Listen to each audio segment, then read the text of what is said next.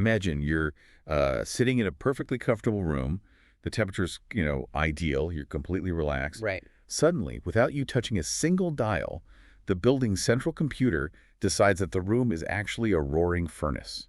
Yeah, a total system override. Exactly. So what does the system do? It throws every single cooling mechanism it has into absolute overdrive. Yeah. The alarms blare, the AC blasts at max capacity, the overhead sprinklers kick on, and you're just sitting there completely drenched, shivering, and wondering what on earth just happened. It's an incredibly intense image, but I mean, that scenario captures the exact biological reality of a menopausal hot flush. The body's internal sensors are essentially, well, hallucinating a massive heat wave, and it reacts as if your life is in immediate danger. Welcome to a brand new deep dive. Today our mission is to investigate the biological machinery behind a universal, yet historically deeply misunderstood phenomenon.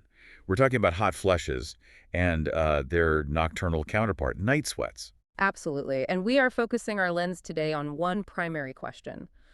What actually causes hot flushes, and why do they happen? Right. And to do this, we are looking through a pretty massive stack of sources today.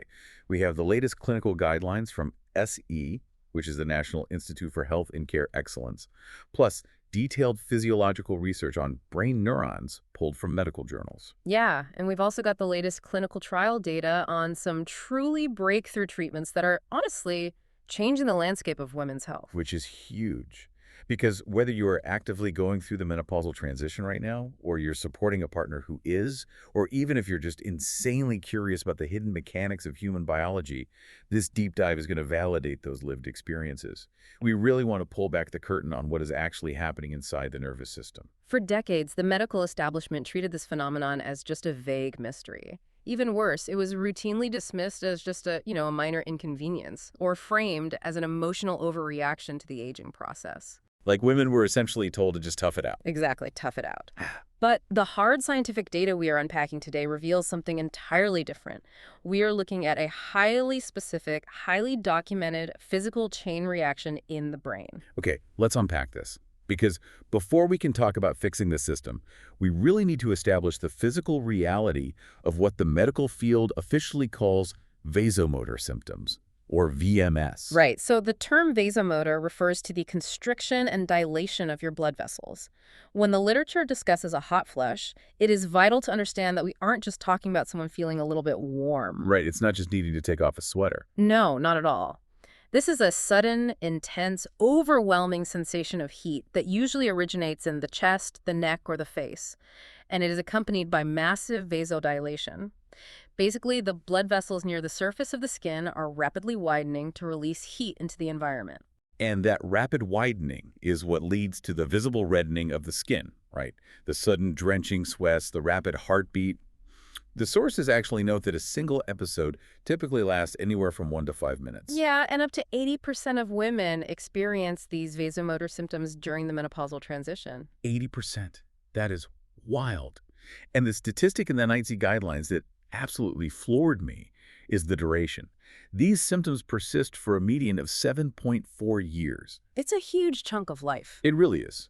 And in many cases, women report them lasting 10 to 20 years. Which, living with that kind of chronic, unpredictable physiological disruption for a decade or more has profound implications, especially when you consider the impact of night sweats. Because a night sweat is the exact same physiological event, right? Yeah. Just massive vasodilation and heat dumping. Exactly, just happening while you are asleep. And because it occurs at night, it completely shatters your sleep architecture. It pulls you out of deep REM sleep constantly. So you wake up soaked, you have to get out of bed, change your clothes, maybe even change the entire set of sheets. And by the time you lie back down, your brain is just wide awake. Yeah, and doing that 3, 4, 5 times a night, every single night, leads to a compounding sleep deficit. I can't even imagine the exhaustion. It's brutal. That chronic sleep deprivation cascades into profound fatigue, irritability, and the cognitive issues commonly described as brain fog during the day. The sheer burden of this on a person's career, their relationships, and just overall quality of life is staggering. Well, looking closely at these clinical descriptions, I noticed something unexpected. Alongside the physical sweating and the flushed skin, the medical literature frequently lists symptoms like heart palpitations and a sudden severe sense of anxiety accompanying the flush. Yes, the anxiety is a very common feature. So wait, is a hot flush basically triggering a mild panic attack in the body? What's fascinating here is that the anxiety and the racing heart are not a psychological reaction to the discomfort of being sweaty. It is a direct chemical consequence of the flush itself. Oh, wow. Yeah, so the sudden withdrawal of ovarian estrogen that initiates the flush also causes intense, erratic fluctuations in key neurotransmitters in the brain. Specifically, we're talking about serotonin and norepinephrine. Okay, those are some heavy-hitting brain chemicals. They govern major functions, absolutely. Yeah. Estrogen is heavily involved in regulating both of those neurotransmitters. Yeah. Serotonin helps regulate your mood and your internal temperature, while norepinephrine controls your alertness and your blood vessel activity. Right. Norepinephrine is basically adrenaline, right? Exactly. It's the exact same chemical messenger that drives your body's fight or flight response. So when estrogen drops abruptly, serotonin levels can fall and norepinephrine activity spikes massively. So the racing heart, the palpitations, that sudden, terrifying wave of panic, that is literally just the norepinephrine flooding your system to force those blood vessels open. Precisely. It is a neurological chemical event, not an emotional one. I mean, if you were listening to this and you've ever felt like your body was betraying you, or you felt anxious that you were losing your mind during a slush, realize that your neurochemistry is literally being hijacked by an adrenaline dump. It's not in your head, it's in your hardware. That's a perfect way to put it. It's in the hardware. But this brings up a huge question for me. If the room is cool and my body suddenly dumps adrenaline and sweat to cool me down, who is telling my body that it's hot in the first place? Like, where is the false alarm coming from? So to find the source of the false alarm, we have to travel up into a small almond-sized region at the base of the brain called the hypothalamus. This acts as the control center for many of our involuntary bodily functions. But most importantly for this discussion, the hypothalamus operates as your body's central thermostat. Right, the thermostat. And the sources mention that this thermostat has a setting called the thermoneutral zone. I found this concept incredibly helpful. This is the temperature range where your body feels perfectly comfortable. Like you aren't sweating to cool down and you aren't shivering to warm up. Exactly. And before menopause, a woman's thermoneutral zone is fairly wide and forgiving. It spans about 4 degrees Celsius. That seems like a pretty decent buffer. It is. That 4-degree buffer gives your core body temperature plenty of room to fluctuate naturally throughout the day. You can, go for a brisk walk, carry heavy groceries, or drink a hot cup of tea, and your core temperature can rise slightly without triggering any drastic physiological emergency responses. But then the menopausal transition begins, and estrogen levels decline. And according to the research, that decline in estrogen causes this thermoneutral zone to narrow drastically. Like it shrinks from a comfortable 4-degree buffer to a window of less than 1 degree Celsius. Yeah, the buffer just disappears entirely. Because that comfort zone becomes so microscopic, even a tiny 0.5 degrees Celsius increase in core body temperature breaches the upper limit of the zone. So your actual core temperature barely ticks upward. But because the zone is so small, your brain suddenly registers that you are crossing a critical threshold. The hypothalamus panics. It interprets that minuscule temperature bump as a sign that you are dangerously overheating. Wow. So it immediately initiates a massive, entirely inappropriate heat dissipation response. It forces those blood vessels to dilate, it triggers the sweat glands, and it desperately dumps heat as fast as it possibly can. It really is just like a broken HVAC system in a house.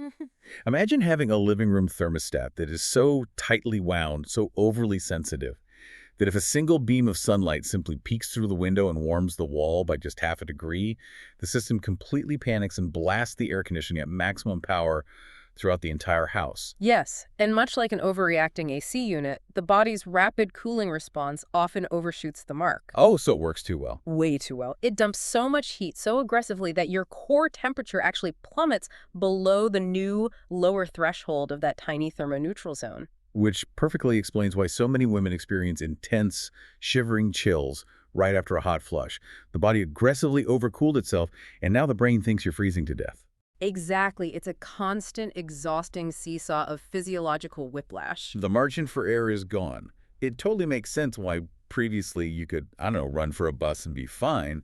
But now, simply looking at a slightly spicy taco or opening a warm oven door is enough to trigger a full physiological meltdown. The sensitivity is dialed up to the absolute maximum. Okay, so we know the thermostat is broken.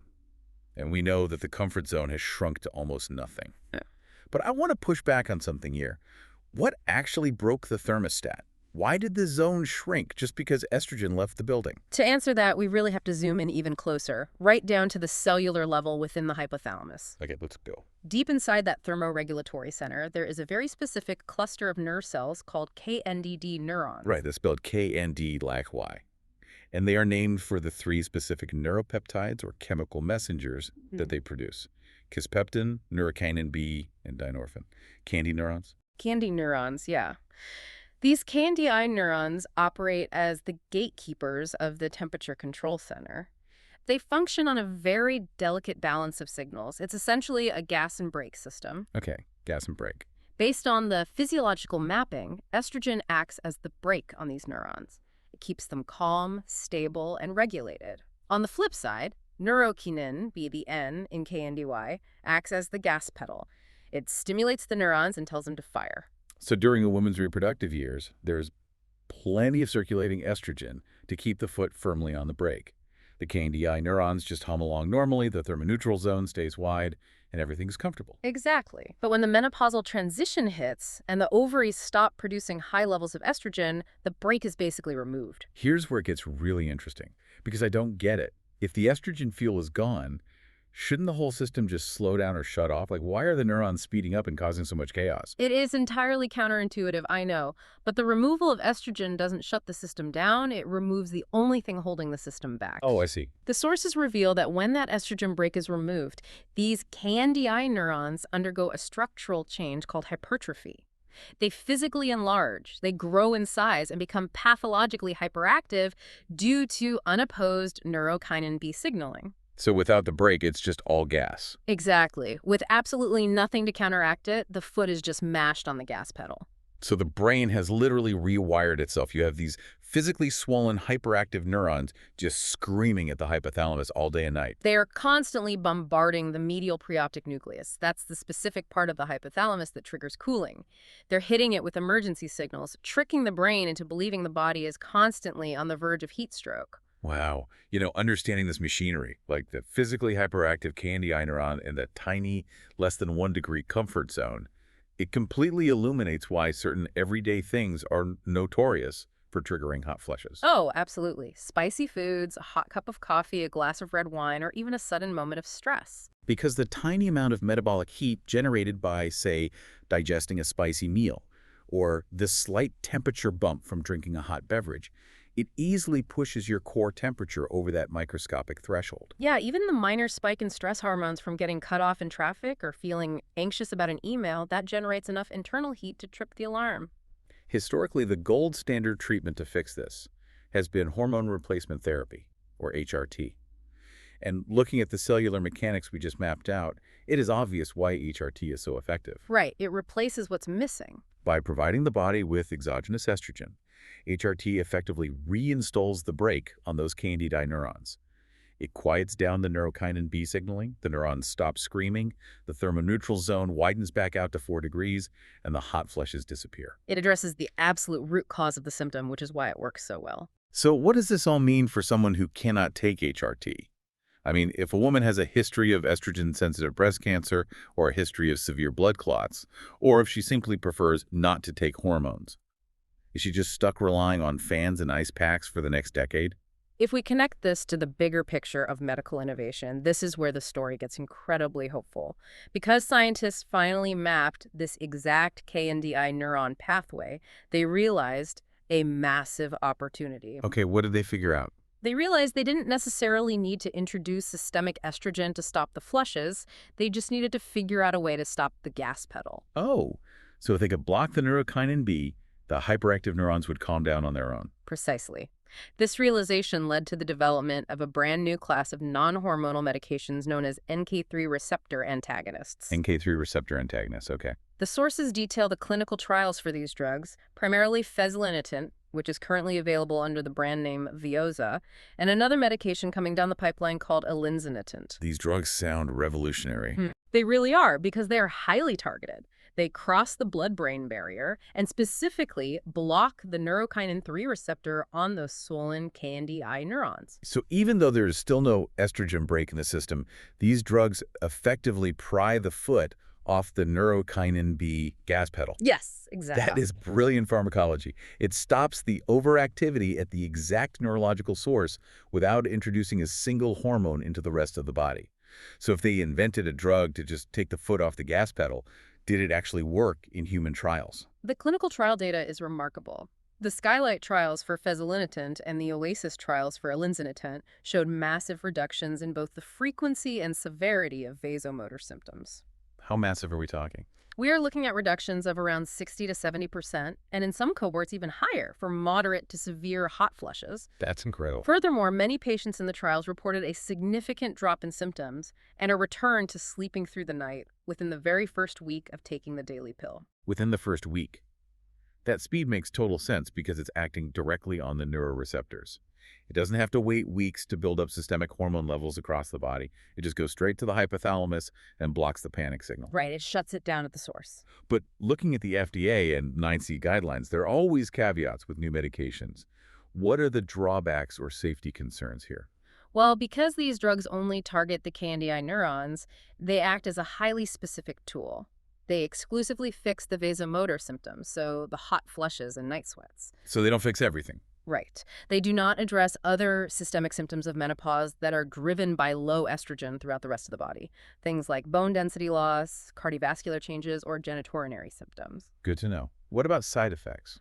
The safety data does require specific monitoring. For instance, in the trials for fezolinetant, roughly 2.3% of participants showed elevated liver enzymes. Which indicates temporary liver inflammation. Yes, but it's worth noting that it resolved when the medication was stopped. Okay, so patients taking this specific medication just need to have baseline blood work to check their liver function and follow-up tests over the first few months. It requires medical oversight, but, for a breast cancer survivor who's been waking up soaked in sweat 5 times a night for years, having a non-hormonal pill that can physically flip that switch off in the brain is an absolute paradigm shift. It completely changes the game.